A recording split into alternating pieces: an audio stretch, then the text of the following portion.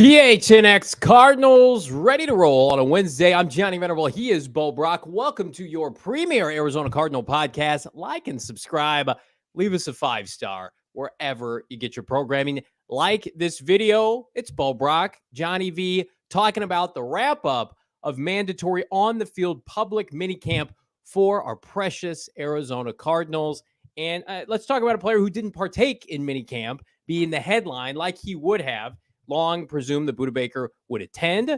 Did he attend? Kind of, maybe. Well, Bo Brock, what was the latest surrounding number 3 today? You had all eyes on the all-pro safety for the Arizona Cardinals. Yeah, as we wrapped up yesterday's show, we didn't anticipate any change as far as Budda Baker making his way onto the practice field. So the 2-day mandatory minicamp, you didn't see Budda Baker out there flashing his legendary practice status. We didn't see number 3 out there, but we did see him later make his way to the sidelines. The team had just they caught this image here of him with Christian Matthew, Marco Wilson, just kind of gabbing it up a little bit, and that's what Budda Baker kind of was doing. They didn't show here, and hopefully I don't get in trouble here because it was the closed portion. Didn't have any shoes on once again, and there was the post that he made yesterday that showed him on the field, and Budda Baker was out there, shoeless Budda Baker, hanging out with his teammates, and it really seemed like there was a player that resembled Budda Baker, hamming it up with his teammates, talking to coaches, shadowing kind of what you would be doing on certain plays and how you would diagnose certain coverages. Look like asking questions, giving answers, giving insight. Just looked like the model teammate. The only thing we just didn't see from Budda Baker was him out there in action on the practice field. Yeah, and I agree with a lot of the positivity I'm seeing on Twitter today surrounding Budda Baker and the Cardinals. I don't know if he's going to get a contract extension. We put it in the show title. I'm going to pick my co-host brain here in a second. But I do feel like if Budda Baker wanted to make this ugly, he would have made it ugly by now. And I thought, Kyle Odegaard, friend of the program, had a good point. It's like the Cardinals have a little bit of an advantage because Budda Baker, frankly, is a football junkie. I mean, there are players in the NFL who are talented football players who maybe don't love football. They like football. Hell, there's been some Cardinals past and present that we've, associated that connotation with them. That's not Budda Baker. Budda Baker has largely, I believe, overachieved because of his love, his football acumen. So he's on the sideline with his teammates because at the end of the day, this is where he wants to be on the football field. That's where he's most comfortable. And then you have to compound it with, okay, but what are the financial implications? That's why he's not practicing. He's not hurt, right? He demanded a trade in the offseason, or I should say requested one. That doesn't look like it's going to come to fruition, right? The D-hop approach would be the route to take. And before everybody throws hypothetical, fruit at me through your computer screens or your phone screens, the D-hop approach was telling DeAndre Hopkins, stay away. We're going to try to get a trade done, right? That's why he didn't come to any of the voluntary stuff. He had no intention of coming to anything this summer. The Cardinals aren't doing that with Budda Baker. They want him around. They want Budda Baker around, as you saw. Let's pull that photo up again. It's a great picture. Because, again, it just shows you the respect that Budda Baker has from his teammates. Young guys like 35, Christian Matthews, of course, Marco Wilson, CB1 right now for the Arizona Cardinals with the departure of Byron Murphy. They want their teammate. They want their dog. They want their leader around, and he wants to be around. He's got the Cardinal colors on right now. This is just business. It's nothing personal. It's business. And I want to shift our conversation, Bo, a little bit to that right now because you said something to me off air today that I thought was interesting, whereas I've kind of been banging the drum like, kick him more money, give him more cash, make it work, keep him happy. I have no problem extending him, whereas you've always kind of take the reserve approach. Like, I don't really think they have a desire to do that. But you told me today something interesting that you could potentially see or envision a scenario in which something could get done to appease everybody, maybe even before training camp. Yeah, I absolutely feel that way. And, we had Budda Baker chat with a fan who sent us this. Yeah, new deal, question mark, in response to a Budda Baker story. And Budda basically said, no, they're not trading me. Go buy that jersey. They're going to do something soon. So he's confident about it. He's confident enough to where he's in the building. He's talking with coaches and teammates, and everything is it's like they're on the goal line, right? It seems like they're close. We even talked to general manager Monty Awesomeforth today, came over again Right. I don't know how many times this is, but you can stack it on the statistics as far as way more than Keim ever did, which was 0. Monty Ossenfort talking to the media and saying he's going on vacation at some point in the next month and a half before training camp starts. You would imagine that he probably wants to, if he's going to do something, get a deal done by then. And what will that deal look like? And I'm in agreement. I think that they have to kick him some kind of funds. They've got upwards of $25 million in available cash, cap space, according to overthecap.com. Now, they might allocate some of those funds elsewhere. We're going to talk about potential additions the Cardinals may make later on, including one at the center position. But I think you could give him some security, right? And I misspoke yesterday. I said he's got 2 years left on his deal. Well, he doesn't really. He's got 1 year, and then the team can opt to part ways or keep him under contract. And so maybe, Bo, to your recommendation, maybe they say we're going to make next year guaranteed. So you have 2 true guaranteed years. Plus, we'll bump you up a raise this year. And Budda Baker's already the highest paid player on this team. Now, that's not saying much for a team that just cut a $30 million receiver, and J.J. Watt retires and Rodney Hudson's off the team. Budda, I think, leads the team in terms of total cap at like $16 million. Again, like, make him a $20 million player this year and guarantee his contract next year.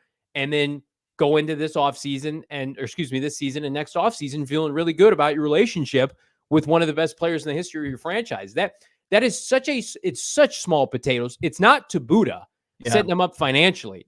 It's such small potatoes for a team. And I know I sound like a broken record that's going to have $100 million in cap space. If you're going to keep players happy who are in their prime, do it with the guys who do everything right. Yes, he had a little bit of a selfish and he asked for a trade in the offseason, but he's doing that in hopes that they can get something done. He wants to be an Arizona Cardinal. And I guarantee, should he sign an extension, and people will say this is cliche, he will come out and say, I never wanted to leave. I just felt like my position was, they were going in a different direction. So trade me. I want security. Budda Baker, you are what you negotiate in life. You're owed, and you're valued what you negotiate in life. Budda Baker is owed security by the Cardinals, at least during his prime years. And I think that goes beyond Monty Ossenfort and Jonathan Gannon. This is like Monty's making the decision, and that's smart. I want my GM handling the football operations piece. But like Michael Bidwell used Budda Baker and J.J. Watt as a crutch over his quarterback, his head coach last year, to weather the storm when the Cardinals were in TMZ Sports every other weekend. And it was an embarrassment. And you went to number 3 and number 99. You went to that well time and time again. Okay, well, Watt's retired.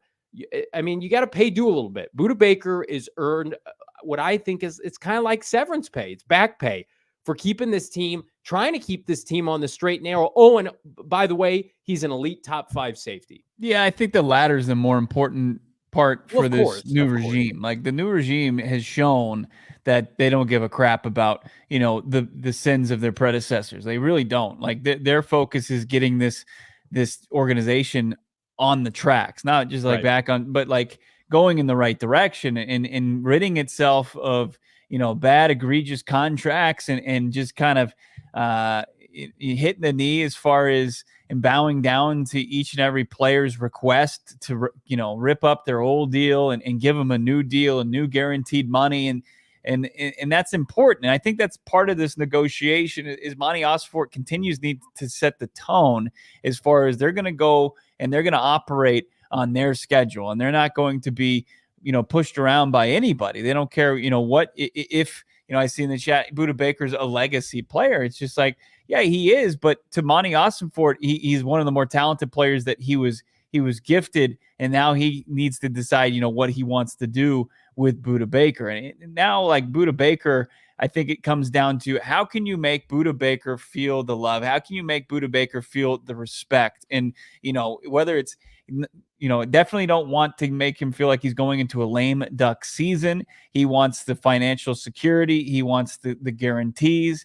And if you can kind of kick him a couple of those without completely just bending to, every request that he's had outside of the trade request, I think that that's also important as far as setting the tone for the new path of the organization. So I'll go on the record. I think that they're going to get something done. Now, Bo, do they have one more day left of non-public workouts / meetings, get-togethers. Because I saw, was it the Tennessee Titans or another team? The Bills canceled their last day of camp, which is not public. Cardinals are doing some kind of practice tomorrow, correct? It's just like film study, meetings. It's all off the field stuff. Gotcha. It's Which Buddha nothing will intense. presumably be a part of. Yeah. You would assume so. I mean, yeah, I think by tomorrow afternoon they're going to be free to go, and they're going to get the longest little time of the off season to where they're not going to have to show up at the facility, do some off season training or any activities. They're going to get to go finish up their off season and then come in for training camp. It sounds like, according to Michael Wilson, who we'll hear from here shortly, that the rookies will report around July 24th, and then you'll have your first practice of training camp around July 27th, if Nice. Jonathan Gannon was accurate as far as what he told us in just answering a question yesterday. Yeah, so I mean, there's a window now of about the next week or so where we could get a notification that the Cardinals have mended the fences with Budda Baker, because as you mentioned, Monty Ossenford attempting to take some much deserved time off after having a very busy off season. He's been on the clock basically since mid-January, and so finalizing Budda Baker's well-deserved extension or raise or whatever you call it, that does feel imminent. Whether it's tomorrow or a week from now. Yeah. And Gannon was asked about, this safety group, right? I mean, Budda Baker, Jalen Thompson, Isaiah Simmons, who told us yesterday he's a defensive back going forward. And I thought it was interesting. Now, keep Isaiah Simmons in mind when Jonathan Gannon, when you hear him talk here, and the prospect of finally getting all three of those guys on the field. This is what JG said. We'll see if we can line up and play. You know what I mean? I think obviously good players that you've named, but they're one of 11, and they all got to fit in and do the right thing, and then it's our job to put them in position to make plays for the defense and help us win. But it's not just about the two safeties and the nickel. It takes all 11 to play good team defense. So everyone's got to do their job on a consistent basis for us to have a chance. What kind of stood out to you there?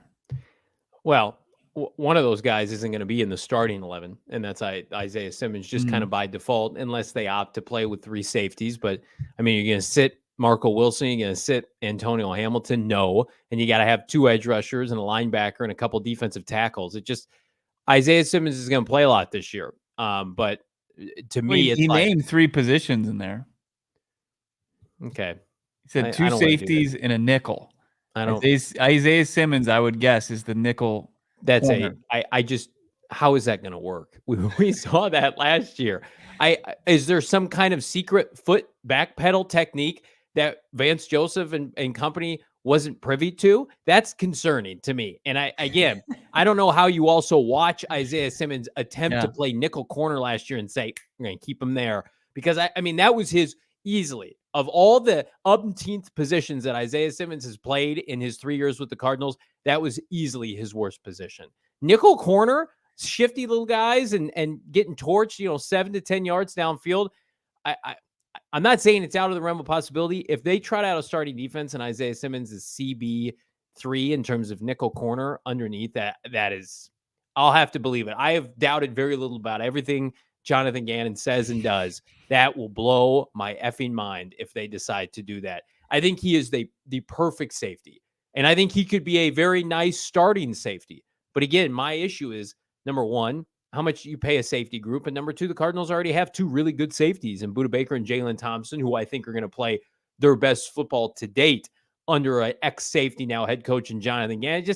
They have a surplus, right? Remember that Office episode where Michael Scott, they have a surplus and they want to buy a copier, they want to buy chairs, and Michael realizes, what's the surplus? Explain it to me like I'm 5. He gets to keep. He's like, if I keep it, I can go to Burlington Coat Factory. This feels like the Cardinals going to Burlington Coat Factory, moving Isaiah Simmons to cornerback. You either make him a starter, and this is you throwing fake blood on him on his coat, and roll with three safeties, or you move him. Because I could see a scenario. The Jets just lost the safety. Presumably lost the starting safety. Cardinals have a surplus. Stop trying to trade. Here's your daily dose of Isaiah Simmons slander. Jalen Blair, a little bit more logical take. Maybe Jalen Thompson will be the nickel corner. That's Then possible. that makes more sense, and that makes much more sense. That makes much more sense, Jalen. Libertarian Sasquatch, their rebuilding team, trade Budda for assets. I just don't think you're going to get equal value in return for Budda Baker. It's just like when you see any of the trade scenarios, the mock trades that different national publications do, like they get like a 3rd round pick at highest in return for Budda Baker. It just doesn't make sense to me. And the Arizona Cardinals are already staring down 11 draft picks for next draft, including 2 premium picks in their first round pick and the Houston Texans first round pick. It just doesn't make sense when you have a controllable player the caliber of Budda Baker to just flip him for assets. I think that they've done a really good job in accumulating assets. Now, like, I don't think we've seen that what Monty can do with very little assets, especially when he was working the NFL draft, right? He made 3 trade downs and turned them into more and more picks. Yeah. And he can certainly do that with the 11 that they already have. I just don't think that, he started with a very, empty cupboard, and he was able to really fill it up a little bit. I just don't think that he necessarily has to take any more of their top assets like a Budda Baker and trade them away for more. You have to have some players. You have to be able to field a team. And I also think the time to trade guys is not now, it's midseason. Again, like somebody wants Zach Ertz at the deadline. Somebody wants James Conner. I mean, if you could you get a top 50 pick for Budda Baker? Maybe if a contender feels like they're a piece away and you could get a Von Miller, Odell Beckham, or a Von Miller kind of return that, the Denver Broncos did once upon a time. Like there are going to be options for this team if they're not competitive or they're looking to allow younger players to get more playing time.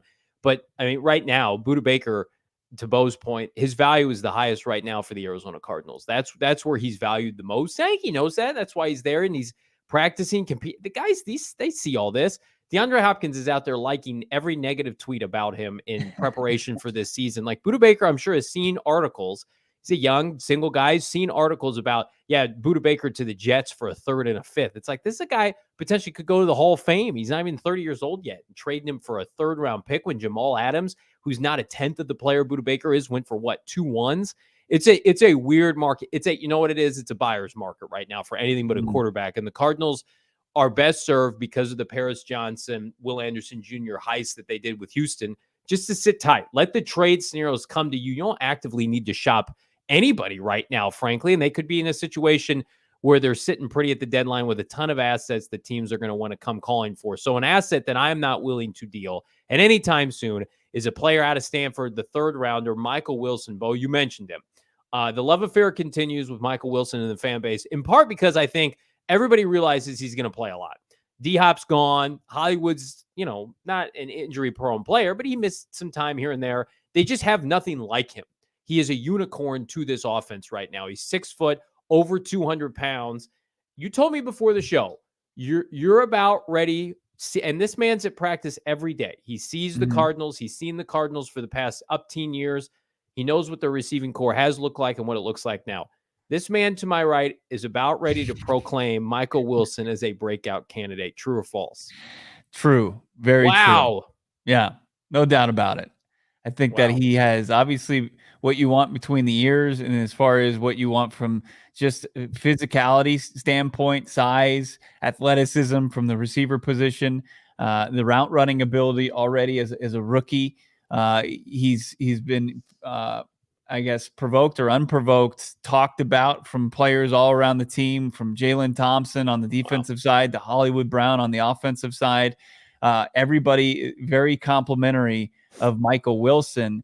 And, I think he's almost oblivious to even the reps he's getting in practice. He's like, well, I'm getting reps here because Hollywood, was dealing with some undisclosed injury of some sort. And it's like, and we'll learn about, what positions he's played. But I think that this is a guy that the Arizona Cardinals were able to get at the end of the 3rd round, that if he stayed healthy in college, would have gone a lot higher. And they were in a prime position to get him when they did. And he's going to outplay that 3rd round grade very quickly for the Arizona Cardinals. Han shot first. I love this. I'm on the verge of buying a Michael Wilson jersey. Not kidding. I Now mean, hold there are on, very. like he's already changed his number. Just wait until he locks in his number after the preseason. Just see if he's going to stick even with 14. I'm about ready. If he's a starter and he's healthy, like give him a single digit. Let him ride. What's What about Marvin 10? Harrison? What's Marvin Harrison Jr.? No, don't do that. Marvin Harrison Jr. is what, 18 at Yeah. Ohio State? So keep 18 free, but That's single digits are. Ojulari. I mean, we haven't seen Ojulari, but that's his number. Now, BJ, maybe pick a different number, my man. Keep that one warm for a certain Ohio State Buckeye. Listen, we are due. We are past due for something like this to happen for this franchise. And typically, when you hear rumblings of a player that looks really good, typically then they at least produce as a solid NFL player, if not then some.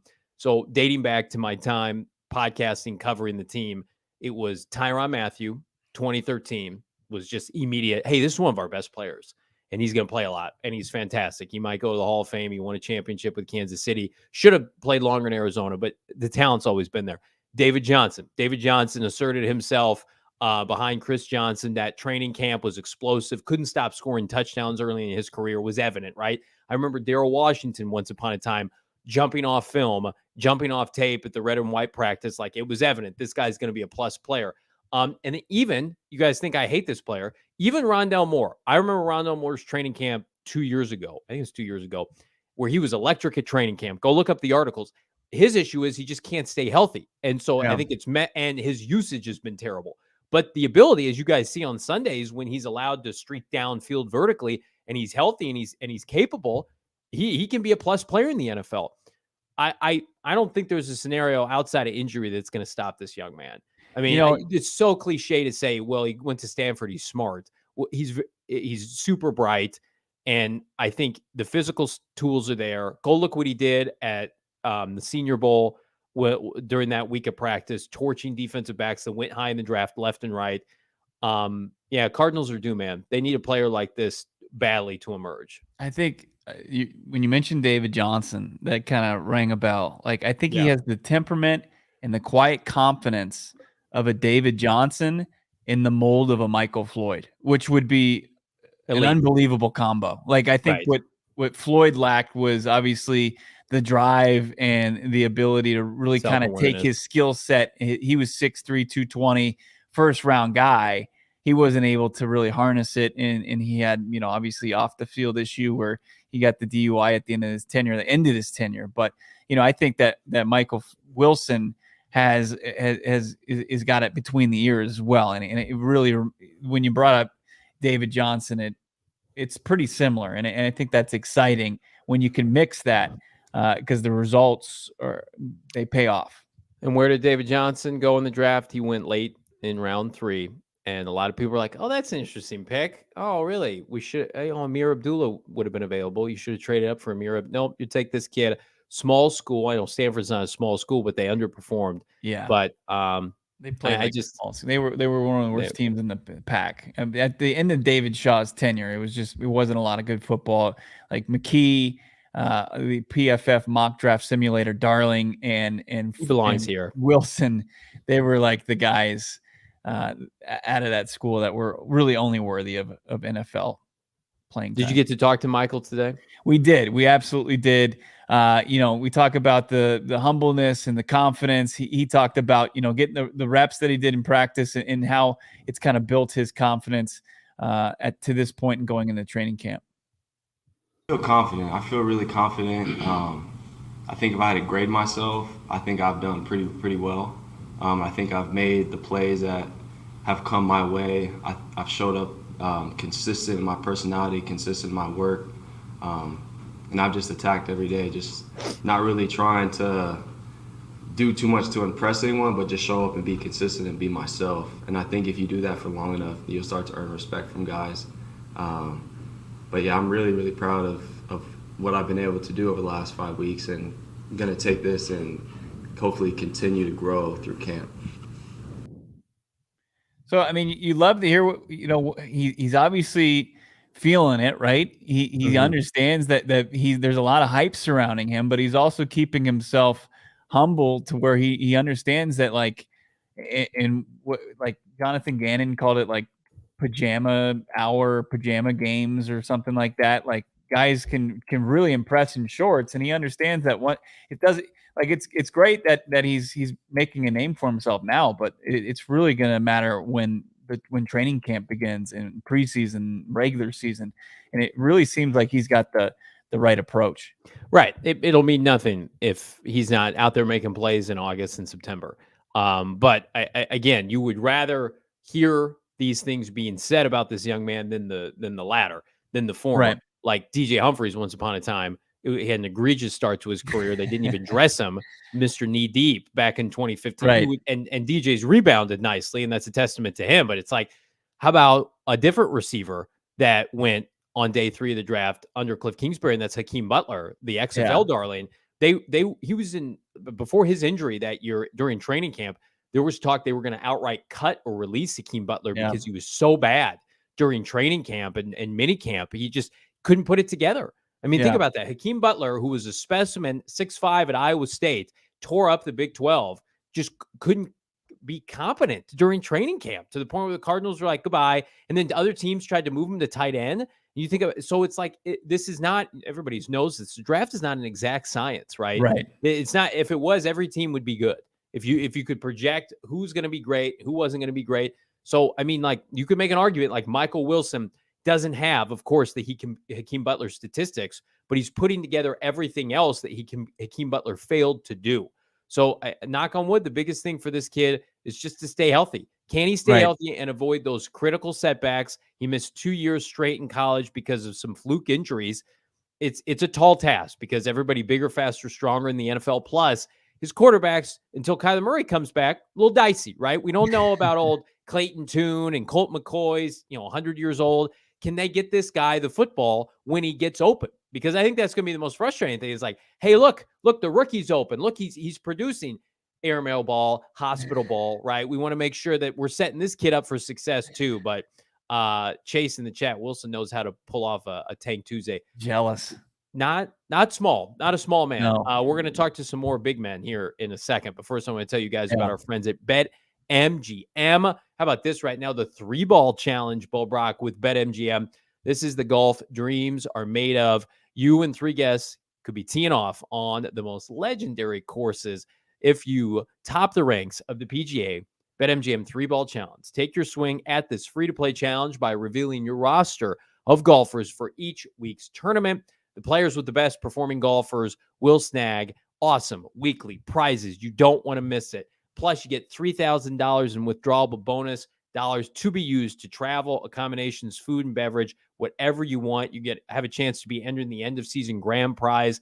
It's fantastic, but it's only with the king of sportsbooks, our friends at BetMGM, which is going to be the home of PHNX Cardinals every single football Sunday this fall. Log on to the BetMGM Sportsbook app during the entry period, which is within the promotional period as described, the terms and conditions below. Go to the promotions tab on your BetMGM Sportsbook app. So grab it right now and then access 2023 BetMGM 3-ball challenge. You get 3 spins, not 1, not 2, but 3 spins to lock your roster, but you can only do it one time. One entry is permitted. And by the way, if you're behind, if you haven't signed up yet, we're going to hook you up. Download, sign up, BetMGM, use that bonus code PHNX.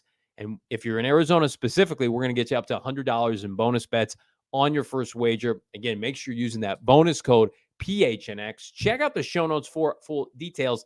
Now listen to our guy Shane Diefenbach talk about it in the disclaimer. Disclaimer, 21 plus to wager. Visit BetMGM.com for terms and conditions. U.S. promotional offers not available in Washington, D.C., Mississippi, Nevada, New York, and Ontario. Gambling problem? Call 1-800-GAMBLER. Colorado, D.C., Illinois, Indiana, Louisiana, Maryland, Mississippi, New Jersey, Ohio, Pennsylvania, Tennessee, Virginia, West Virginia, Wyoming. Call 877-8-HOPE-NY or text HOPE-NY 467-369, New York. Call 1-800-NEXT-STEP, Arizona. 1-800-522-4700, Kansas, Nevada. 1-800-327-5050, Massachusetts. 1-800-BETS-OFF, Iowa. 1-800-270-7117 for confidential help, Michigan.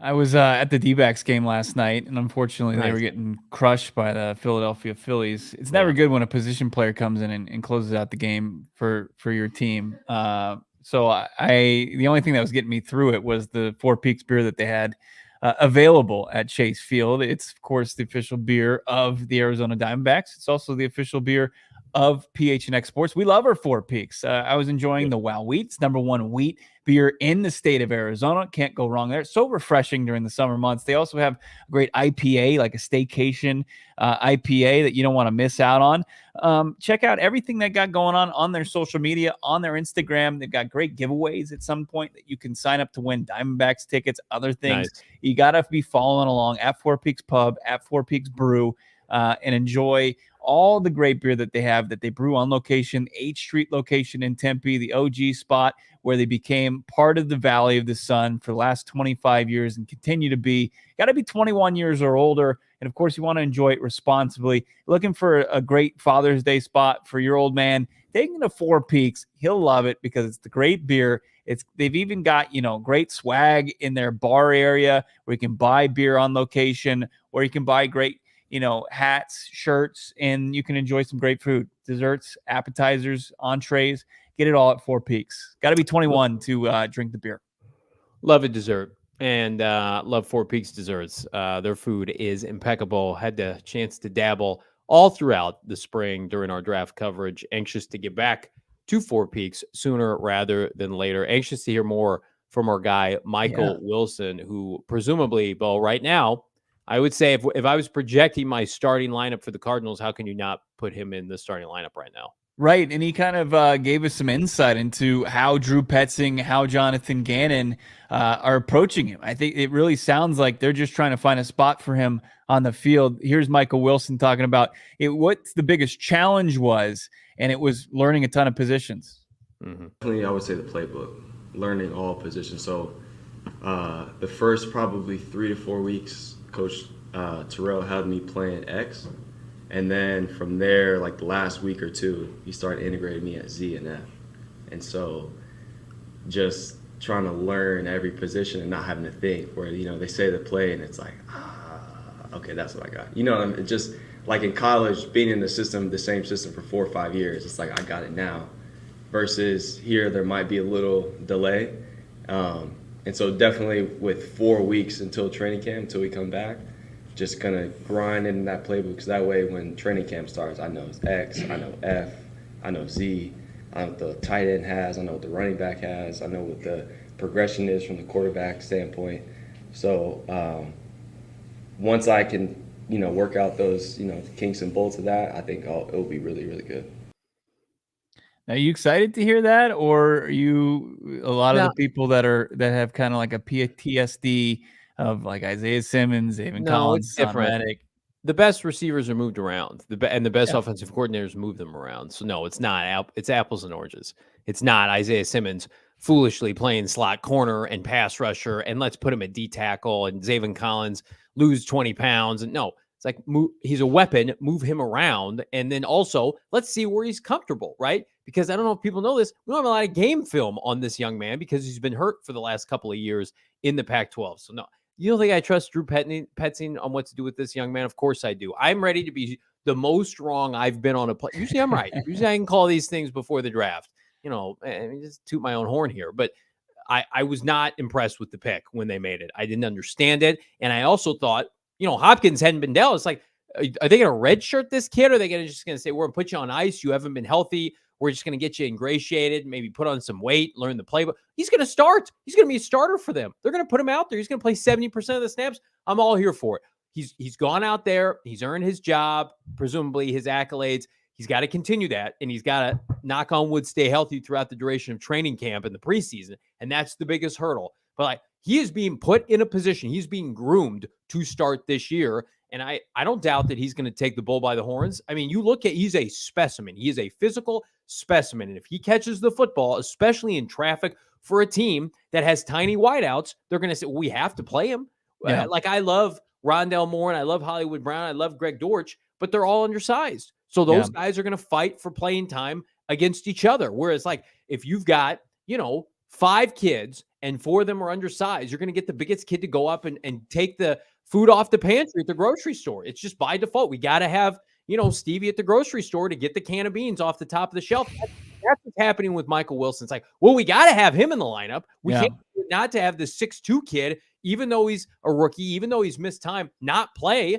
And you compound all of that with the fact that Drew Petzing only played big receivers in Cleveland last year. That's it. Yeah.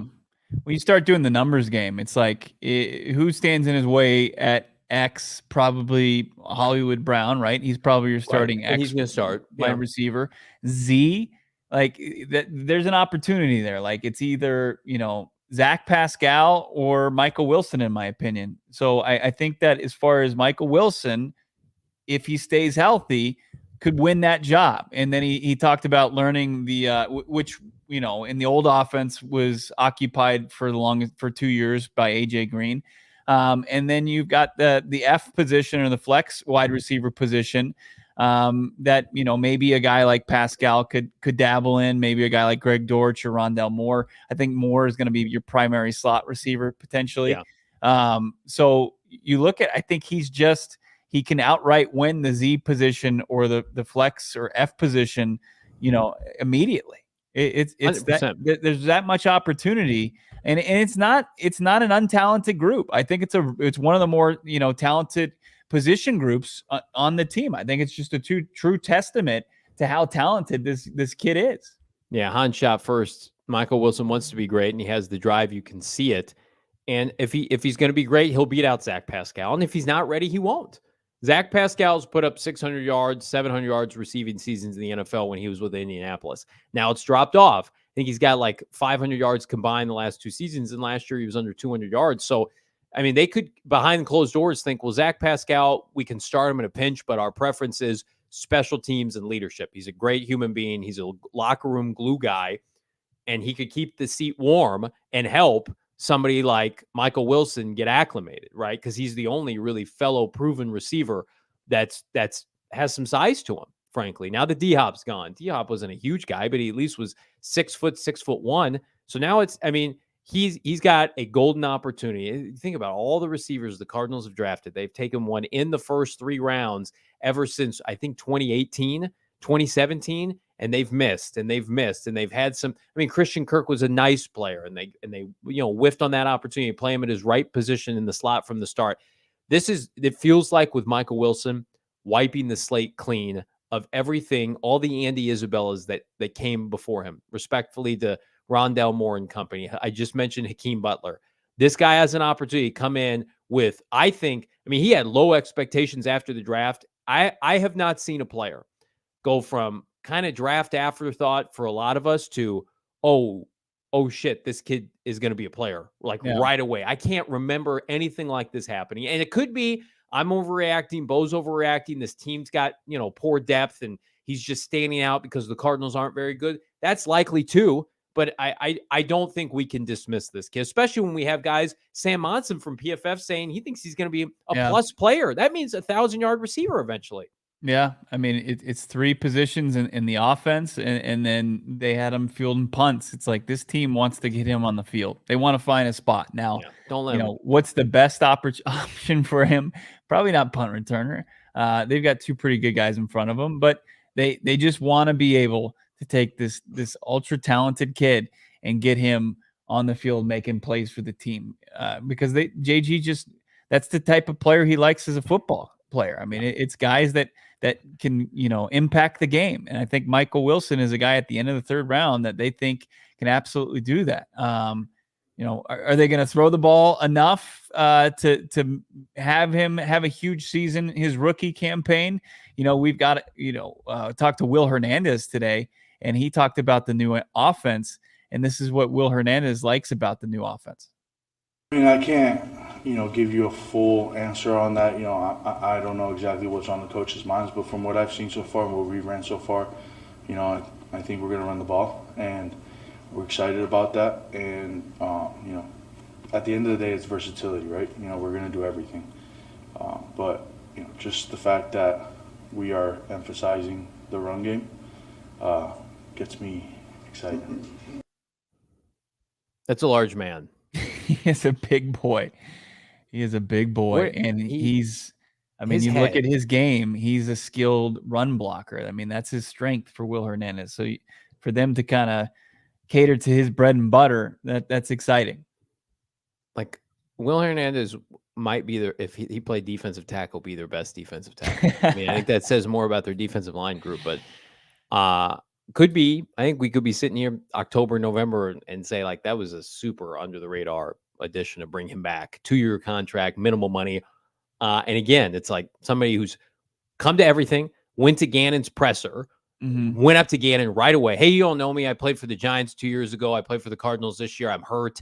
I want to be a Cardinal. And they signed him. And it's like, how many of those guys have we had in the last couple of years that just like want to be around? And I think that he's flipped the script a lot, and he was really good last year before he got hurt. Not like average. No, he was a plus player. He was their best statistical offensive lineman before he went down. So I'm rooting for him. He was a tremendous player out of UTEP. And think about this, like his position coach, his confidant, his mentor, Sean Kugler, was fired by the team in November. Yeah. And that's who got him to come here. And he's like, I still want to stay here. And I'm excited for Will. And I hope that because the left guard position or whatever guard position he's not playing is so wide open that he can be a constant at the other guard spot. You know, Will Hernandez and then Michael Wilson, who we just talked about, you know, Will Hernandez really showed that he wanted to be here in the desert, right? He grew up in Nevada, just outside of Vegas, and he called himself a desert rat.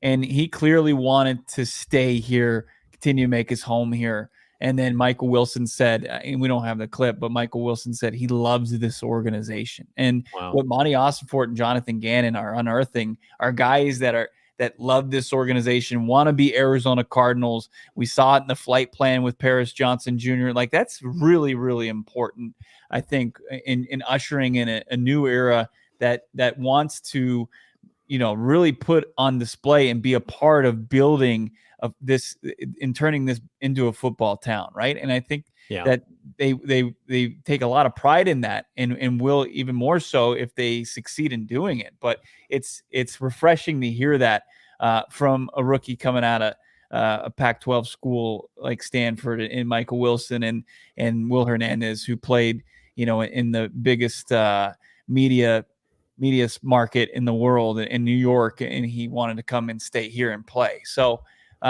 they're finding the right people. They're finding the right people, and it seems like they're going to be in a good spot going in the training camp. What were the vibes at final day of camp? We got some footage here. Some guys running around in shorts. I love that. Absolutely. This is the Pajama Olympics. Here's QB1, Colt McCoy, working with James Conner, throwing the ball around. We saw some Clayton Tune today. You can look at our Instagram or our Twitter for some, if you want to tune into that. Here's your guy. Here's the freak. Here's 44. Owen Papo making a play on a ball and taking it upfield. There's pass rushing Zaven Collins running off the edge. There's Rob Rodriguez, your outside linebackers coach. Look at how quick Zaven can get to that tackling dummy. He's CB1, Marco Wilson, working on batting the ball out of the hand, scooping it up. And then this is Hollywood Brown snatching a ball out of the air. So smooth from Keese, taking it to the house. Some highlights from the last on-field portion of Arizona Cardinals mini camp. But, you know, Jonathan Gannon told me, I said, you know, after the kind of cramming, ever since you finished up your days with Philly and basically the next day you start as Arizona Cardinals head coach, do you feel like you were able to, you know, put yourself in a good position for this break between the end of mandatory mini camp and training camp? And he said, yeah, he actually thinks that they got a lot accomplished, and he likes where the team is at. And obviously they're going to take things up a notch come training camp at the end of July. Yeah, 100%. And I'm bullish on what I've seen from this team thus far, where it's not country club style. It's felt so much like country club Cardinals for the last couple of years. And I don't want to continue to bang on Cliff Kingsbury, but for me right now, it just seems like these guys just kind of want it more. Does it not feel like that these guys, it's a little bit more of a lunch pail mentality. And I hate that term, but I'm bullish about, like, you look at those clips, like, who says the Cardinals don't have any players? They have players, and a lot of them are homegrown. Are they looking to add another player specifically at the center position? However, as the offensive line turns, I'm going to tell you about that here in a second with Bo Brock. But first, I want to tell you about our friends at Pins and Aces. Gannon's putting the Cardinals in positions to be successful. We're putting you in a position with Pins and Aces to save you money on elite golf apparel. Usage of the code, it's PHNX on your first order, 15% off. Pins and Aces, if you didn't know, the official golf apparel of ALLCITY and PHNX. Check out the Big Drive Energy wherever you get your podcast. We've been hanging out with Big Drive Energy at Dobson Ranch this spring, this summer. Love it. Love our Pins and Aces gear. We get a ton of compliments on peacocking around the Maricopa Circle K with my polo on. And the best part, it's a family-owned and apparel golf business. So it's high quality. They make not only amazing polos, hats, golf bags, even our favorite beer sleeve, an innovative product that allows you to store 7 beers right in your golf bag. Keep them cold the entirety of the round. Check out pinsandaces.com. Use that PHNX promo code to receive 15% off your first order and get free shipping. That's pinsandaces.com. All right, so Yelda Froholt, who has a fun name, but not super well known, has been the starter for most of the offseason at center, came from Cleveland. This might be his best opportunity to start, but hang on a second. Out of the rafters comes Chase Roulier, Washington starter, has been a consistent, I would say, Kelvin Beachum-esque kind of starter for Washington. Who says the Cardinals aren't looking to make moves? The Cardinals on Monday, and this was kind of buried during minicamp, brought in Chase, the veteran center, to visit with the team. Now, there's a caveat. Big man tore up his knee in October, so he's rehabbing.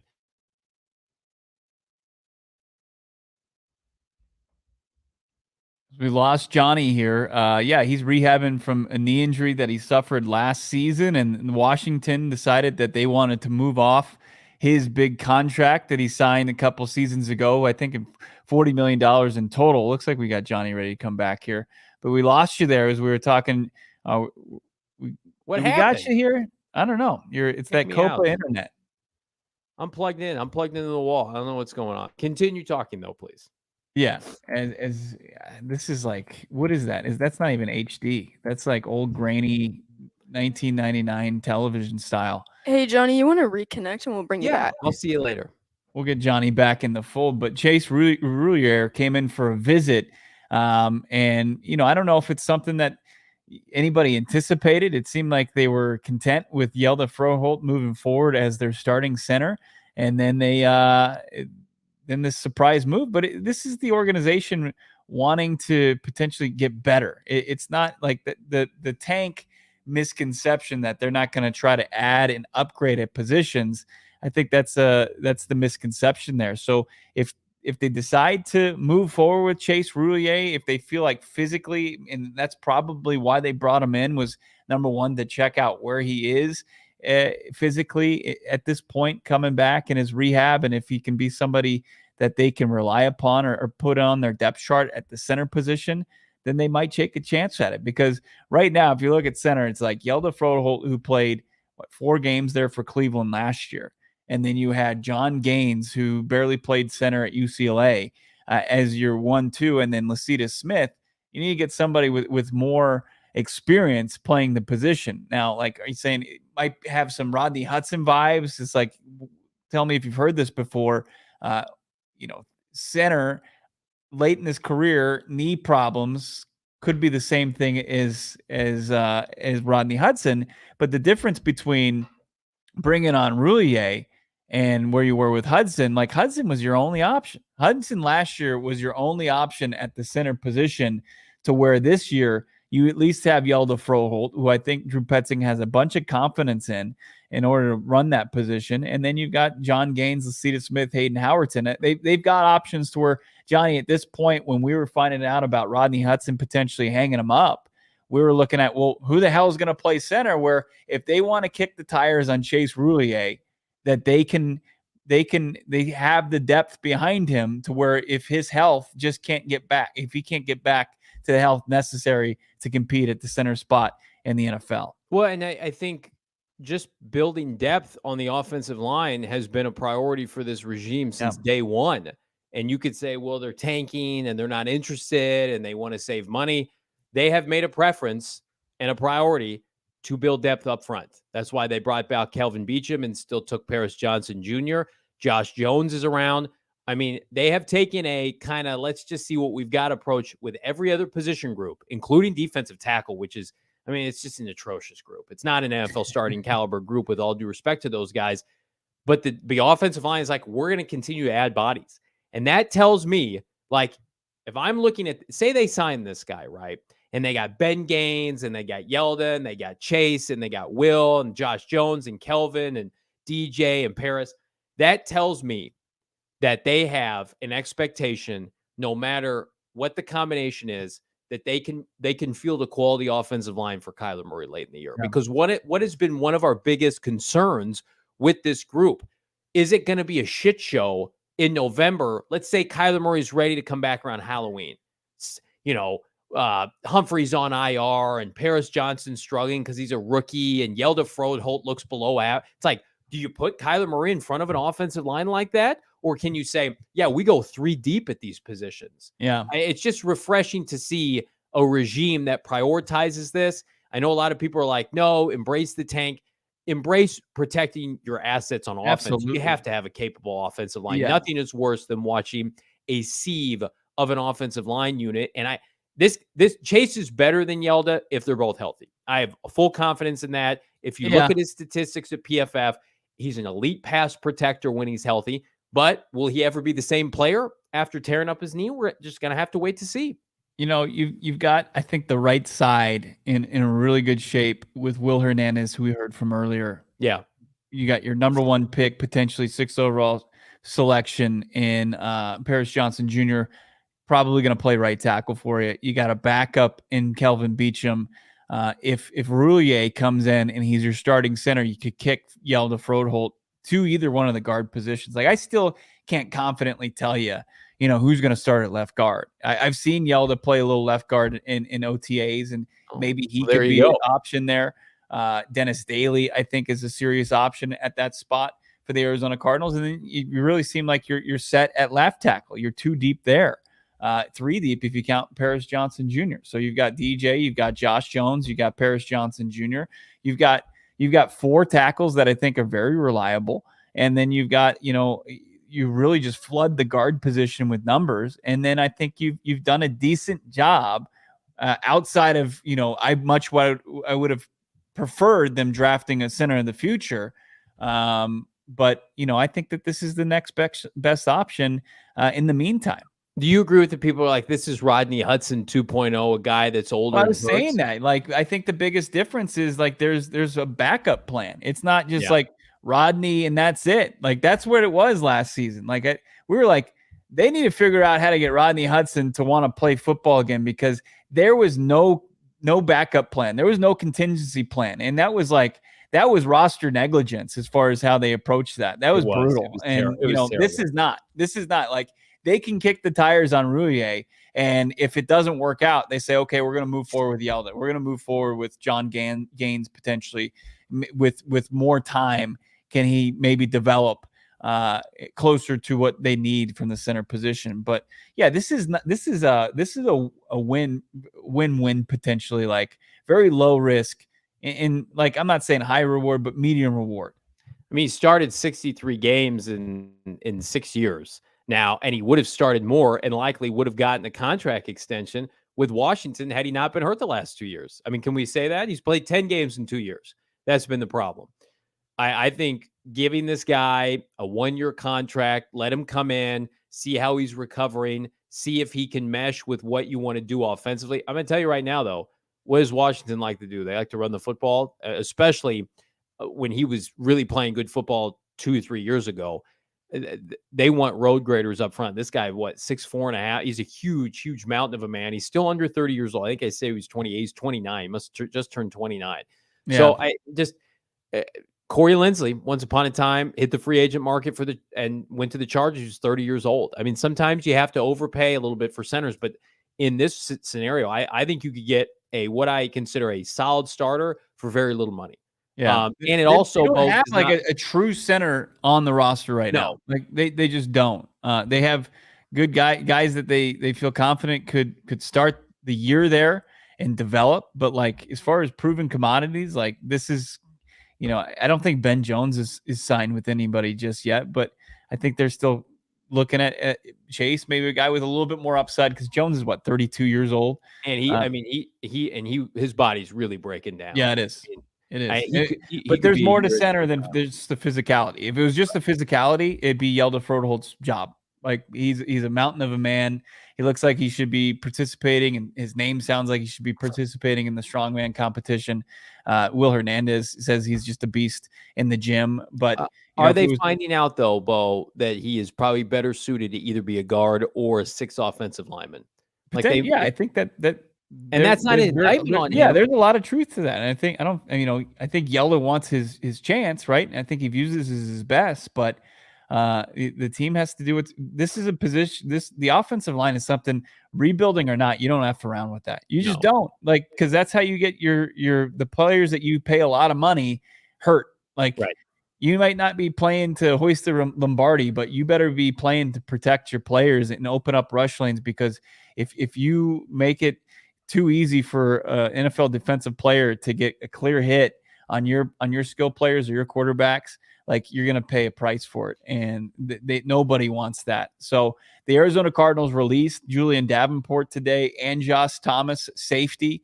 There's 2 roster spots open. So, I think that there's 2 names to really keep an eye on. Yeah. Tell us the other one you told me yesterday. So Justin Jackson, I think I saw Justin Jackson.